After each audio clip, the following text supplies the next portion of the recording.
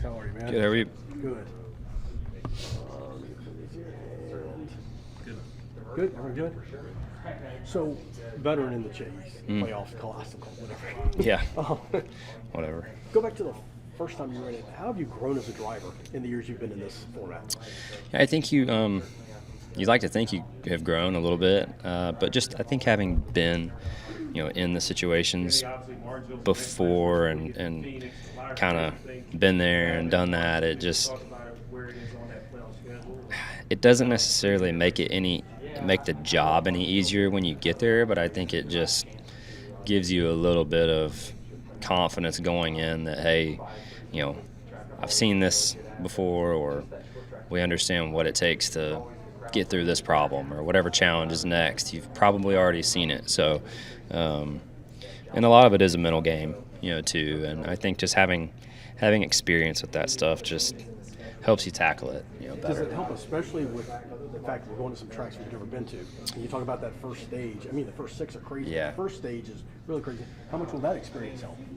Yeah, I mean, the first one's, as I've said down the line here, it's a tough round for sure. And there's going to be a lot of things that are going to be out of your control. Atlanta is obvious, but, you look at what happened to Bristol earlier in the year and the tire issues, and it sounds like they're trying to recreate that. And, that's crazy. Just living on a knife edge of having a tire fall apart or not. So that's tough, but hey, it's fun, I guess, and hope we can be on the good end of it. It's all you try to do. Going into the playoffs, where do you set the aggressive needle at compared to the regular season, and how much do you do a lot to preserve your place in line when it comes to just looking at where it might fall, especially if you really don't have a car to win on any given day, or if you do? Yeah, I think it's I look at just the importance of just having good sheer raw pace as being the most important thing. I want to just have pace and be fast and be able to be up front, and the more you're able to do that, the less dumb decisions you have to make to get there. That's probably the best way to put it, and that's the best way to do it, is just to be good. Slightly off topic, but what are your thoughts on the Dogs this year after that win over Clemson? Yeah, they look really good. It's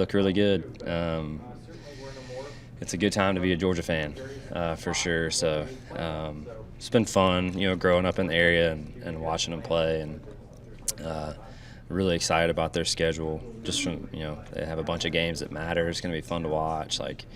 It's not going to be easy on them, but I think it's good. I think it's good for the sport, just because so much of college football has turned into one game that matters and 2 weeks of schools they had to pay to come play them because nobody wanted to play them. So I think it's nice that the conferences are getting a little more involved and sending teams that are, deservingly should be playing one another. And then just going into the playoff, how nice is it to be able to start, like you said, on your home track with the familiarity of just, kind of easing some nerves and just going to a place that you just have so much history with? Well, it's a speedway race, so I don't really have a lot of, I like going there. It's great. It's close to home, but it is craziness now, and it's just another speedway. So anything can happen for sure. Thank you, Chase. Good. Appreciate it. Thanks, guys. Hey, Ty, how are you? Good, how are you doing? Good, man. I wish I knew. I think I've wrecked out of every next gen super speedway race since then. None of wrecks I Got started hold? in sports. Yeah. Right, hold? Good, Way to cool. avoid them is So when you think I've about learned. this year in the playoff, the first 3 races are crazy. We're talking about, super speedway road course to the short track. How's a driver, do you handle that? I mean, do you plan for all 3 starting now, or do you just got to focus on Atlanta? I think you got to focus on Atlanta. You can't control the past or the future. You have to control what's going on in the present. And Atlanta's a hard one, a lot of wrecks, so we have to make it through that race to have a better shot at winning and getting into the next round. To just be a part of the playoffs, what does it mean for you as a driver? It's awesome, and to be able to compete. I'm competing for a Cup championship is really cool, and hopefully I can get it. Well, it can really change your approach in the playoffs versus the regular season, as far as who you're racing around, or how hard to push it, or whether you just take what the car gives you or what you try from. Yeah, you have to, of course, know who you're racing around, but you have to look at the big picture as well, and make sure you're doing everything you can to get in the next round and maximize your points with what you have for that day. We'll see where it all nets out, but I surely think When you think about the first three, is there one you prefer out of the first three? The final two I really enjoy. Watkins Glen and Bristol are really great tracks. I really like racing at them, so those are the ones I look forward to as well. But I look forward to everyone I can do. Is Atlanta just a crapshoot? I mean, Yeah, I would say so. I can agree. I've experienced it in the car and can say so. Yes. So we've been hearing from everyone pretty much all day that thank you off the playoffs, you treat it like every other race and you don't, hype it up too much. But I'm just curious, internally, is there any switch that flips knowing that these are more high stakes and these are the 10 weeks that you prepare all season for? Yeah, I mean, definitely, like I said, you have to look at the big picture and make sure you're doing everything to maximize what you can for the future races. But I feel like this first round is definitely the most track positioned round out of the whole deal. Veteran in the playoffs, tons of experience. How much do you rely on that experience this year, knowing you're going to some different tracks, and especially that first leg, which is crazy? How much do you rely on that playoff experience? Well, I'm going to have to rely a lot. I think certainly I'm going to have to analyze the situation, figure out what I need to do to get to the next round. I think the more the playoffs get deeper in, the more predictable the tracks become and the more where the driver and the team really are going to shine. So how can I get myself to that point? So it's going to be key. I think it's, tell me where I qualify on Saturday. I'll tell you what my strategy is going to be for Sunday, but it's all going to have to be fluid and you're going to have to continue to adapt your strategy based off of what's going on. With what happened in the earlier race at Bristol in terms of the tires, I guess you want to be in a pretty safe spot going into the Bristol race. Yes. And why? Yeah, I mean, certainly that was an unpredictable one, and I had a flat tire early in the race and quickly realized I was going to have to change and adapt my style, which is what I talked about, is about being able to be fluid with your strategy. Don't just get stuck on one mindset. And so I hope there's a little bit of chaos to it, and certainly I think if it is, we can adapt quickly. Where does the balance come from the aggressive to conservative standpoint when you're in certain situations in these races in the playoffs versus what you might have done in the regular season? I think it really kind of changes based off of where you're at in points. I think that if you need to get a good solid finish, that's your job for the day. Don't make any mistakes that can put you in a bad spot. But sometimes we've seen in these NASCAR races, it's not something that you did. It's something someone else did. So how can you put yourself in a safer spot on the track to not get involved in those wrecks that can take you out?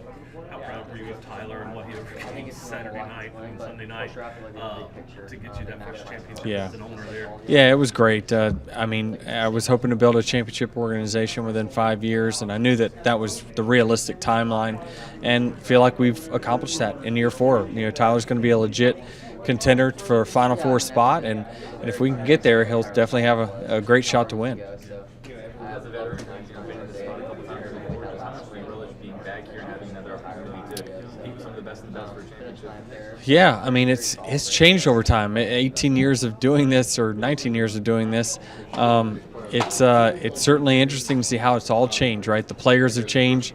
I mean, it feels like when I started this, most of these guys that weren't even in the series yet. So I've seen it all. I've seen different formats, different tracks, and we've overcome it all at times, and we're going to have to do that again this year. So this will be the most challenging year that the 11 team has to make it to the Final Four.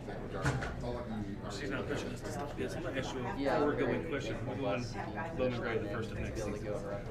What have you thought about that so far, and how do you process going to that historic track? It's not a whole lot different than the Coliseum, but it's historic. Yeah, it is. It's a historic facility. I've never got to race there personally, but I've certainly seen races there. So it will be very similar to the LA race, actually maybe a little bit narrower of a racetrack. So certainly the fans will get their money's worth.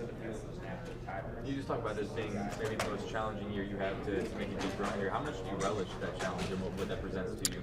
Yeah, I mean, it will certainly be a big accomplishment for us to overcome everything we've had to overcome with the penalty and whatnot this year. Having a fallback in regular season points because of it. All those things were certainly things that we were not planning on. We certainly thought our performance in the regular season was going to get rewarded, and it just didn't quite work out. So we're going to have to be on our A game pretty much the entire 10 weeks. Good. Cool. Thank you all. Chase, you've been in the playoffs before. How have you grown as a driver from maybe the first time you were in it until now?